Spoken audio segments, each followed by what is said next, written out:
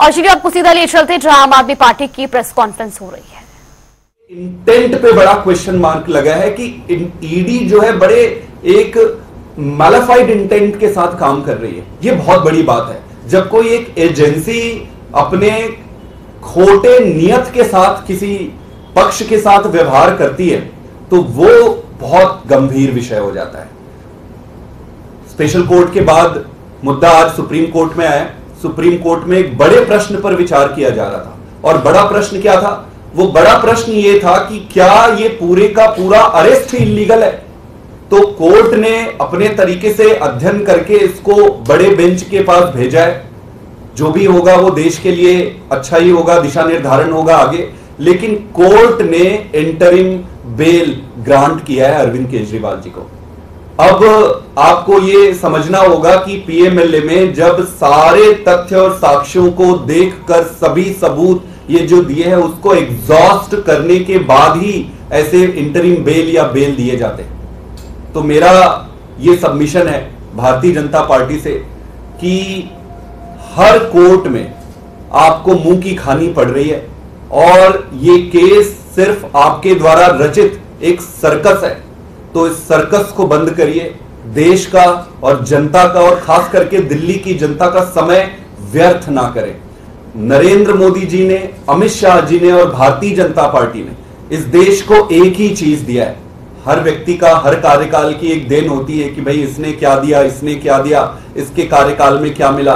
तो भाजपा के मोदी जी और अमित शाह के कार्यकाल में एक ही चीज मिला है उस देश को और वो है ये तानाशाही की ऐसी व्यवस्था जिसमें जिस राजनीतिक दल और राजनेता को ये सामने से हरा नहीं सकते या उनका सामना नहीं कर सकते, उनको गलत तरीके से, फ्रॉडुलेंट तरीके से षड्यंत्र करके जेल में डालना या उनको फंसाना, इसको बंद करना चाहिए। देश का बहुत समय व्यस्त हो रहा है। हमें नई राजनीति करनी है, देश को आगे लेकर जाना है।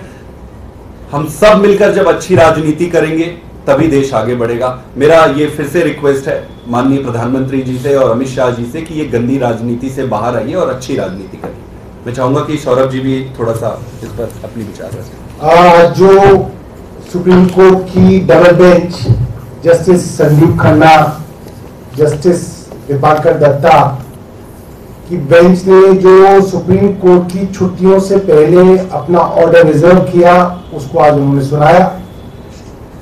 उसके अंदर सुप्रीम कोर्ट के सामने ये सवाल थे कि अगर ईडी पीएमएलए एक्ट के अंडर सेक्शन 19 अरेस्ट करती है और अंडर सेक्शन 45 कोर्ट उसके अंदर बेल की बात सोचता है, तो सेक्शन 19 के अंदर जब ईडी जो एक एजेंसी है वो अरेस्ट करती है तो उसका जो डिसीजन है वो सब्जेक्टिव है, ऑब्जेक्टिव नहीं है।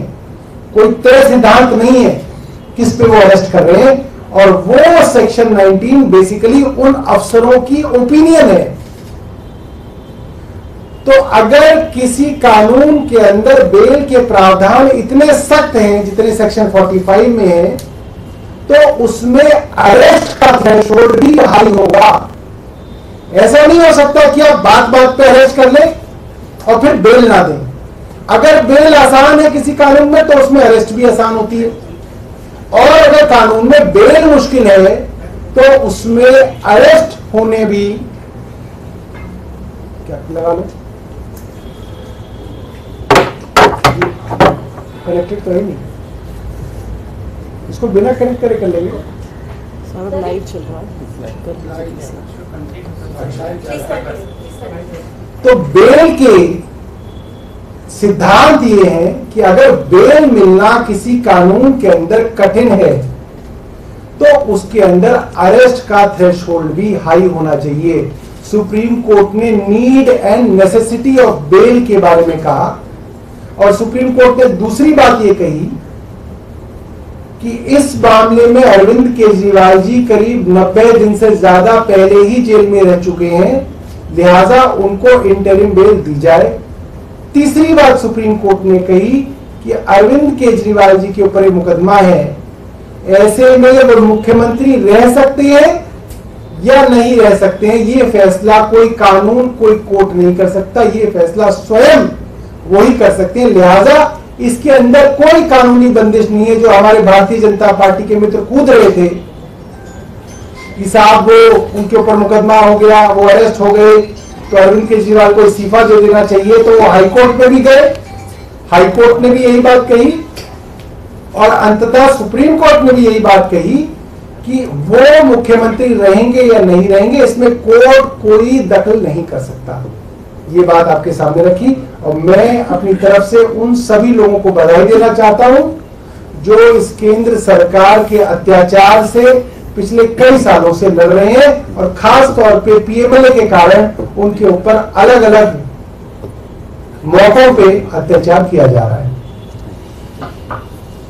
सौरभ जी, पहले हेमंत सोरेन को भी रिलीफ मिला जस्ट आफ्टर द इलेक्शन, अब सीएम को भी मिला, ये किस तरह का? देखिए, मैं ये समझता हूं जुडिशरी भी आपके समाज का ही एक रिफ्लेक्शन होता है।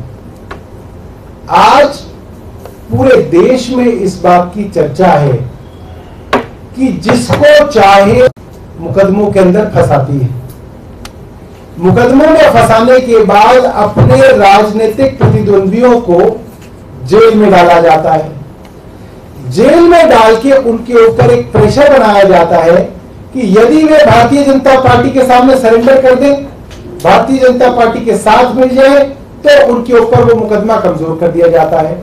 छापे भी इस तरीके से डाले जाते हैं। अब ये बात लगभग साफ हो गई है न्यायालयों के सामने कि ईडी के मुकदमे सिर्फ और सिर्फ राजनीतिक द्वेष की भावना से और उनको आमकृष्ट करके भारतीय जनता पार्टी में लाने की भावना से केंद्र सरकार लगा रही है। तो कोर्ट इस चीज को रिफ्लेक्ट कर रहे हैं। इसी श्रृंखला में हेमंत सोरेन जी की बेल जो है हाई कोर्ट से हुई, अरविंद केजरीवाल जी की बेल तो लोअर कोर्ट से ही हो गई थी, आप देख सकते हैं।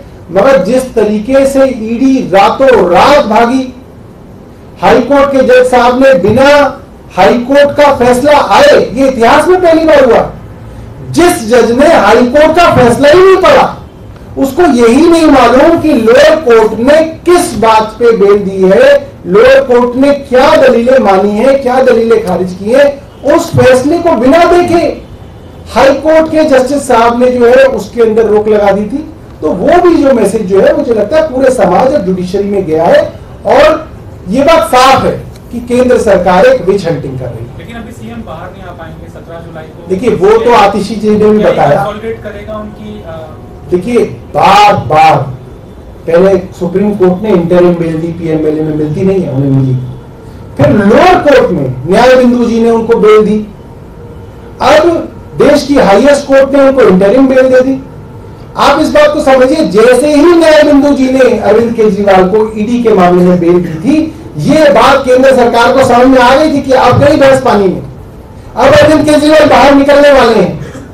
इसीलिए सीबीआई जो है रातों रात अरविंद केजरीवाल के यहां गई, तिहाड़ के अंदर उनको उन्होंने अरेस्ट किया, 2 दिन के लिए फॉर्मेलिटी के लिए जो है 3 दिन की उनकी जो है इंटेरोगेशन करी और जो है ये कह दिया कि जी इन्होंने सीबीआई ने इनको अरेस्ट कर रखा, सिर्फ इसलिए कि कहीं गलती से अरविंद केजरीवाल जी की बेल सुप्रीम कोर्ट में हो गई तो उनको उसके बाद भी जो है जेल में रखा जाए। बट मैं ये मानता हूं पीसी एक्ट जो होता है, प्रिवेंशन ऑफ करप्शन एक्ट जो होता है, वो मोटे तौर पे सीआरपीसी से गवर्न होता है, जिसके अंदर bail is a matter of right.